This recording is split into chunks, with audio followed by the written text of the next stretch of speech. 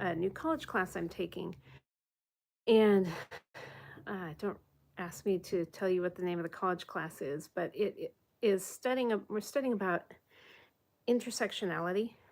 It's a And don't ask me because it's day one. Anyway, I can't remember the name of it. But we're studying about intersectionality, um, which is basically it's where things like race and gender overlap. And um, when we talk about discrimination, typically, we think about, oh, women are discriminated against, or Black people are discriminated against, or um, maybe different, Latinos, LGBTQ people, whatever.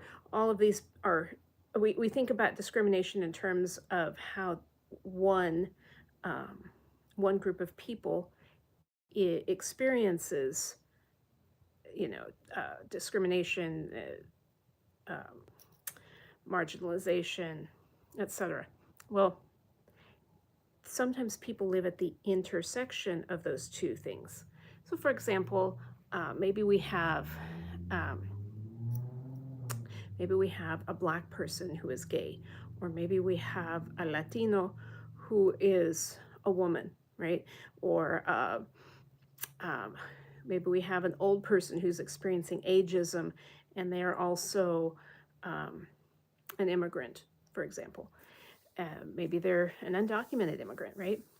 So the problem is that when we look at these kind of things from purely one from one angle only, we miss things. So suppose we look at the undocumented immigrant and and talk about that aspect of his reality, not remembering that as an undocumented person, he doesn't qualify for Social Security, so he still has to work.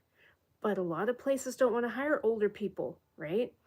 And so now he's got a unique situation, not just because of his status, but also because of his age. Um, let's look at the LGBTQ community.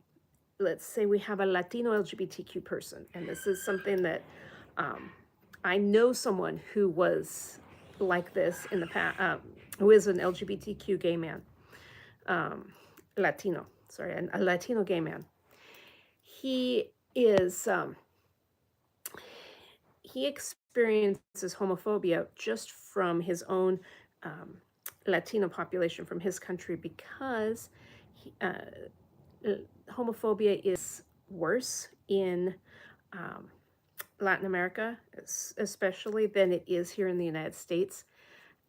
They're kind of behind us in coming to accept the um, the gay community, and so he experiences that homophobia from his people group, the people that he most identifies with as a Latino man. On the other hand, because he's gay, he could he could I'm sorry, because he's Latino, he could experience home, discrimination and racism from white people in the United States. So he's getting, including people that are in the LGBTQ community. So he could potentially get discrimination from both sides of his identity, making living at the intersection of those two much more difficult. Um, we could, I could think of all kinds of examples of different types of discrimination that are based not just on one identity, but on an intersection of two or more identities. Like, think about a gay Christian, for example. There are a lot of people in the LGBTQ community who, for good reason, have given up on God and religion because of the way that it has been presented to them. Now, I'm a follower of Jesus myself, but I understand where they're coming from, and I do not blame them because they have experienced something that unfortunately should not be, but it is, right? And so they have decided that for their own sanity, they aren't going to be Christian now. But now so the Christians are against them because they're gay or trans or whatever they are, bisexual, right? I mean, any of the letters of the LGBTQ alphabet. But on the other hand, um, they because they are still Christian, a gay person, for example, who is a Christian or a trans person. I have a trans friend, for example.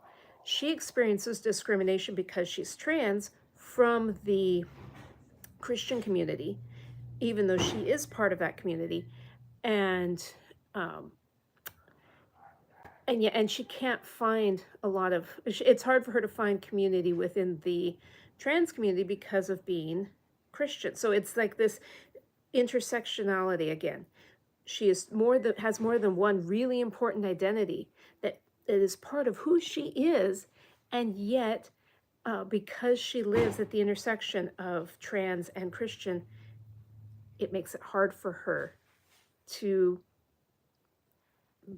feel accepted and loved, and that's the tragedy. So um, if you are an advocate for the LGBTQ community or for immigrants or for any marginalized community, Black people, whatever, I mean, you name it. If you are an advocate for someone in one of those communities, don't be afraid to recognize, and I mean, don't be afraid to talk about, and be sure to recognize that it's not just these communities that are, how do I say, people in these communities are not just being discriminated against for this one identity. There are multiple identities that they are part of, and by and they can experience discrimination from multiple angles. So keep that in mind when you're interacting with and advocating for them. That if someone says they're gay and Christian, acknowledge that is harder than just being gay. And it's, I mean, right, Christian isn't necessarily I really get bothered when people, Christians, say, "Oh, we're being persecuted, we're being discriminated against." No, not generally, but if you're gay and Christian, that can be really difficult because generally people who are anti-Christian just leave Christians alone. They don't really go out of their way to make life difficult for them. But if you're trying to find acceptance as a gay person in the Christian community, that can be really difficult. So I just wanted to put this out there. Um, think about it. There's no big takeaway other than just be aware of it. Be aware that when you meet a minority, their minority status may not be just one thing, and there's no homogenous group of multiple. I mean, like Black people, for example, we think of them as one group of people, but there's so much variation within that community.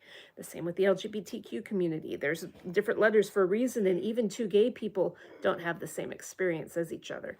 So there's a lot of different kind of identities and intersectionality in these groups. So that was my thought for today. Hope you enjoyed that. I'll see y'all tomorrow. Bye.